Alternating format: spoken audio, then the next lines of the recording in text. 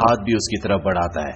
ये देखकर वहां पर सभी गार्ड्स चौकन्ने हो जाते हैं, पर पॉल उससे हाथ मिलाता है। पॉल जब सेल से बाहर निकल जाता है तो जॉन उससे कहता है कि मैंने रोकने की कोशिश की पर मैं रोक नहीं पाया क्योंकि देर हो चुकी थी। पॉल इस बात को समझ नहीं पाता और जब वो जॉन कॉफी की फाइल देखता है तो यहाँ से कहानी फ्लैशबैक में जाती है और हमें वो दृश्य दिखाया जाता है जिसकी वजह से जॉन कॉफी यहाँ जेल में है। दरअसल एक घर से दो बच्चियां गायब हो जाती है और जब उसके पिता और आसपास के लोग उसे जंगल में ढूंढने के लिए जाते हैं तो वहां पर जॉन कॉफी बैठा होता है जिसकी गोद में उन दोनों बच्चियों की डेड बॉडी होती है। जॉन कॉफी जोर जोर से रो रहा होता है और वो वही बात बोलता है जो उसने पॉल को कही थी। वो कहता है कि मैंने रोकने की कोशिश की पर मैं रोक नहीं पाया क्योंकि बहुत देर हो चुकी थी। और यही वो जुर्म होता है जिसकी वजह से जॉन कॉफी को सजाए मौत मिली है। यहाँ पर पॉल को भी अब उसकी सच्चाई पता चल गई है। पॉल अगले दिन अपने एक साथी के साथ जेल में इलेक्ट्रिक चेयर को साफ कर रहा होता है। दरअसल ये वो चेयर होती है जिसके ऊपर उन कैदियों को बिठाया जाता है जिन्हें सजाए मौत मिली है। उन्हें तब तक इलेक्ट्रिक शॉक दिया जाता है जब तक उनकी जान नहीं चली जाती। पॉल जेल के उस डिपार्टमेंट में काम करता है जहां पर उन्हें उन कैदियों को देखना होता है जिन्हें सजाए मौत मिली है।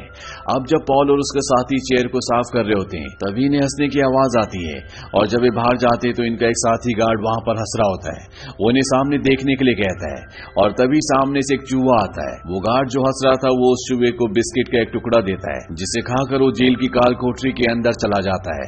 इन तीनों को लगता है कहीं वो जेल के अंदर छेद न कर दे, इसीलिए तीनों के तीनों अंदर जाते हैं और वहां पर जितना भी सामान होता है सारा सामान बाहर निकालते हैं पर इन्हें वो चूहा कहीं भी नहीं मिलता। ये देखकर हैरान होते हैं कि 3 गार्ड्स को एक चूहा बेवकूफ बनाकर यहां से भाग गया।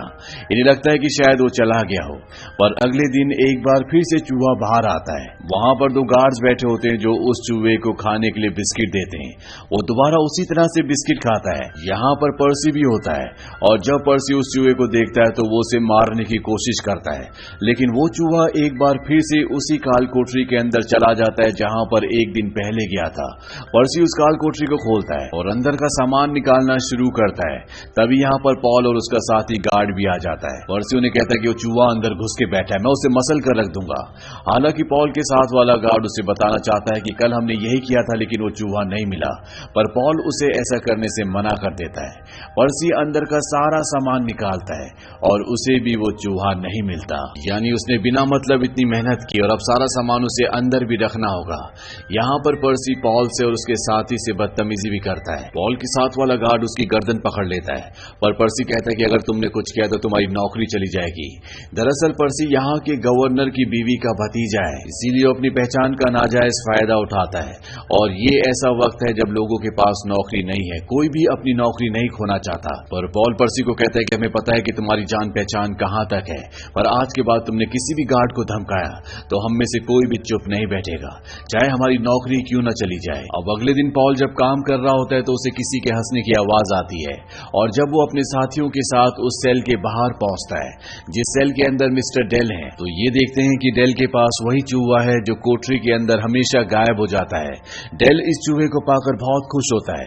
वो कहता है कि मैंने इसे पालतू बना लिया, ये मेरी हर बात मानता है। वो एक रोल फेंकता है जिसे चूहा वापस लेकर आता है। वो कहता है कि इसका नाम मैंने मिस्टर जिंगल्स रखा है। पासी के सेल से जॉन कॉफी बोलता है कि तुम्हारा चूहा बहुत समझदार है, जैसे कोई सर्कस का चूहा हो। अब पॉल को जेल का वार्डन बुलाता है जिसका नाम हैल होता है। वो पॉल का एक बहुत अच्छा दोस्त है। वो पॉल को बताता है कि जेल में एक नया कैदी आने वाला है। उस कैदी का नाम विलियम है, वो बहुत खतरनाक है। उसने चोरी करते हुए 3 लोगों को मार दिया, जिसमें से एक लड़की प्रेग्नेंट भी थी। वार्डन यहाँ पर बहुत परेशान होता है क्योंकि उसकी पत्नी को ब्रेन ट्यूमर होता है। ट्यूमर ऐसी जगह पर होता है जिसे ऑपरेशन करके ठीक नहीं किया जा सकता। वो कहता है कि मैं कैसे बताऊं अपनी पत्नी को कि वो मरने वाली है। वो बहुत इमोशनल हो जाता है। अगले दिन पॉल को दिखाया जाता है जो आने वाले नए कैदी का इंतजार कर रहा होता है जिसका नाम विलियम है, और उसे जो बीमारी है यानी कि यूरिनल इन्फेक्शन, इसकी वजह से पॉल को बहुत पेन हो रहा होता है। उसे खड़े होने में भी तकलीफ हो रही होती है। तभी जॉन कॉफी उसे कहता है क्या आप मेरे पास आएंगे, मुझे आपसे कुछ काम है। पॉल कहता है कि अभी नहीं, अभी मैं यहाँ पर बिजी हूँ। जॉन कॉफी उसे कहता है कि संभल के। तभी यहाँ पर विलियम वो नया कैदी आ जाता है जो बहुत खतरनाक है, और जो गार्ड्स उसे ला रहे होते हैं वो उन पर हमला कर देता है। पॉल भी उनके पास उनकी मदद के लिए जाता है, पर तभी विलियम पॉल के टांगों के बीच में जहां पर उसे इन्फेक्शन होता है वहां पर अपना घुटना मारता है, जिससे पॉल को बहुत पेन होता है। वो जमीन पर गिर जाता है, और अगले पल वो संभल कर खड़ा होता है और अपनी रिवॉल्वर उस तरफ तान देता है जिस तरफ विलियम होता है। उसने अभी भी एक गार्ड को पकड़ा होता है। वहीं बगल में पर्सी भी खड़ा होता है जिसके हाथ में डंडा होता है। पॉल उसे कहता है कि मारो उसे, पर पर्सी पूरी तरह से डर जाता है, इसीलिए वो उस पर हमला नहीं कर पाता। दरअसल पर्सी एक बुरा इंसान तो है, पर वो बहुत डरपोक भी है। तभी यहाँ पर एक दूसरा गार्ड आता है जो पर्सी के हाथ से डंडा छीन के विलियम को मारता है, जिससे वो उसे अपने काबू में कर लेते हैं। सब के सब यहाँ से चले जाते हैं, पर पॉल अब दर्द से कर्रा उठता है। वो अपने पेट के बल लेट जाता है। तभी जॉन कॉफी कहता है कि मुझे आपसे काम है, आप मेरे पास आइए। पॉल बड़ी मुश्किल से दर्द से कर्राता हुआ उसके सेल के पास जाता है, और जैसे वो जॉन कॉफी के सेल के पास जाता है, वो उसे पकड़कर सलाखों के बिल्कुल पास ले आता है और उसके उस हिस्से में यानी कि प्राइवेट पार्ट पर हाथ लगाता है जहां पर उसे यूरिनल इन्फेक्शन है। और अगले पल सेल के अंदर जो बल्ब होता है वो अपना आप ही जलना शुरू हो जाता है। उसकी रोशनी धीरे धीरे बढ़ रही होती है और इतनी तेज हो जाती है कि बल्ब फट जाता है। पॉल का दर्द पूरी तरह से गायब हो जाता है। जॉन कॉफी वहीं सेल के अंदर बैठ जाता है।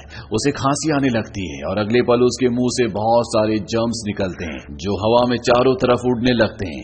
पॉल जॉन कॉफी से पूछता है कि तुमने मेरे साथ क्या किया। जॉन कॉफी कहता है कि मैंने मदद की, मैंने तुम्हारे रोग को पूरी तरह से ठीक कर दिया। अब मैं थक गया हूं, मैं सोना चाहता हूं।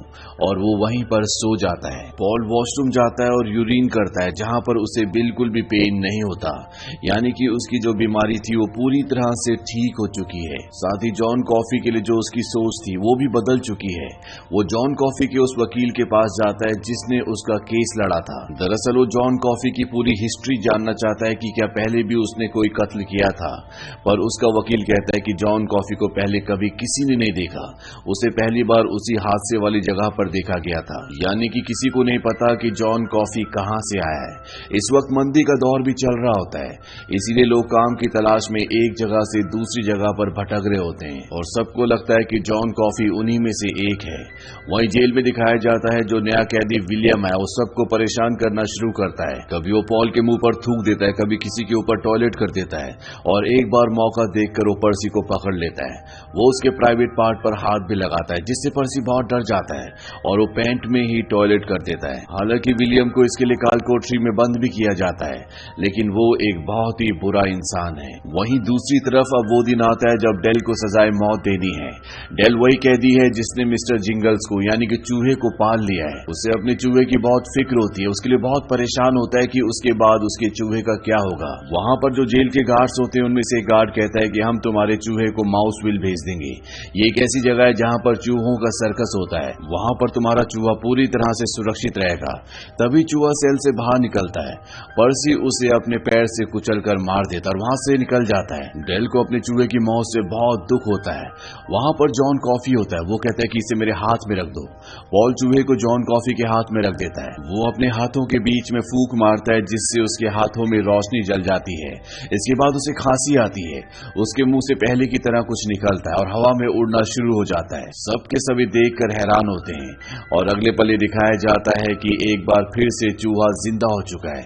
चूहा डेल के पास चला जाता है जिससे डेल बहुत खुश होता है। अब डेल को उस चेयर पर बिठाया जाता है जिस पर बिठाकर उसे मार दिया जाएगा और इस सजा का जो इंचार्ज होता है वो पर्सी होता है। दरअसल पर्सी ने वादा किया होता है कि अगर उसे किसी सजा का इंचार्ज बना दिया जाए तो यहाँ से वो अपना ट्रांसफर ले लेगा, जिसके लिए वो पहले अप्लाई कर चुका है और उसे मंजूरी भी मिल चुकी है।